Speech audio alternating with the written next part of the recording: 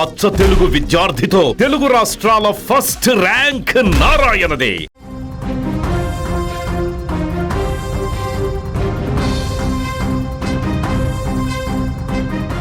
ఢిల్లీలోని ఇందిరాగాంధీ అంతర్జాతీయ విమానాశ్రయం ఒక్కసారిగా ఉలిక్కిపడింది.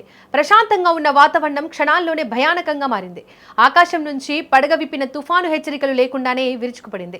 టెర్మినల్ 2 వద్ద అకస్మాత్తుగా వీచిన ఈదురుగాలులు విమానాశ్రయ సిబ్బందిని, ప్రయాణికులను తీవ్ర ఆందోళనకు గురిచేశాయి. వాతావరణం మారుతుందని ఎవరూ ఊహించలేదు, కానీ ప్రకృతి ప్రకోపం ఊహించని రీతిలో విరుచుకుపడింది. గాలి వేగం ఎంత బలంగా ఉందంటే విమానాశ్రయం పార్కింగ్ స్టాండ్ వద్ద పటిష్టంగా బిగించిన భారీ గ్రౌండ్ సపోర్ట్ పరికరాలు సైతం నేల నుంచి ఊడిపోయాయి. Indigo engineering, aircraft India engineering కు చెందిన స్టెప్ ల్యాడర్లు, ట్రెసిల్స్ గాలికి కొట్టుకుపోయాయి. అవి పక్కనే ఉన్న 3 సింగిల్ ఐ ఎయిర్ ఇండియా విమానాలను బలంగా ఢీకొన్నాయి. ఈ ఘటనతో ఎయిర్పోర్టు ప్రాంగణంలో గందరగోళం నెలకొంది. ప్రమాదం జరిగిన వెంటనే అధికారులు అప్రమత్తమయ్యారు. దెబ్బతిన్న 3 విమానాలను తక్షణమే తనిఖీ కోసం నిలిపివేశారు. వీటిలో ఒక విమానం తీవ్రంగా దెబ్బతింది. దాన్ని రిపేర్ చేయడానికి చాలా సమయం పడుతుందని ఎయిర్పోర్టు వర్గాలు స్పష్టం చేశాయి. మిగిలిన 2 విమానాలకు వారం రోజుల్లోనే మరమ్మతులు చేసి తిరిగి సర్వీసుల్లోకి తీసుకొస్తామని భావిస్తున్నారు. రాజస్థాన్లో కూడా ఇటీవల ఇసుక తుఫాన్లు సడన్ గా రావడాన్ని మనం చూసాం. వేడి విపరీతంగా పెరిగినప్పుడు వాతావరణంలో ఇలాంటి మార్పులు సంభవిస్తాయి.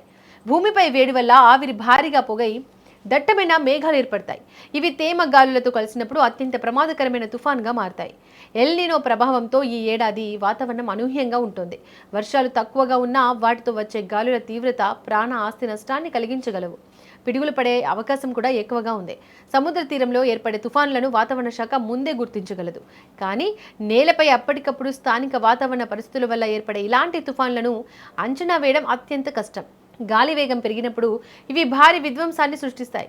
ఏపీ, తెలంగాణ రాష్ట్రాల్లో కూడా ఇలాంటి ముప్పు పొంచి ఉంది. ఉపరితలంపై అకస్మాత్తుగా ఏర్పడి వేగంగా అంతమయ్యే ఈ గాలులను తేలిగ్గా తీసుకోవద్దు. అజాగ్రత్తగా ఉంటే భారీ నష్టాన్ని ఎదుర్కోవాల్సి వస్తుంది. ఎయిర్పోర్టు వద్ద జరిగిన ఈ ప్రమాదం అందరికీ ఒక హెచ్చరికలా నిలిచింది. వాతావరణం మారుతున్నప్పుడు ప్రజలు కూడా తగిన జాగ్రత్తలు తీసుకోవాలని నిపుణులు సూచిస్తున్నారు.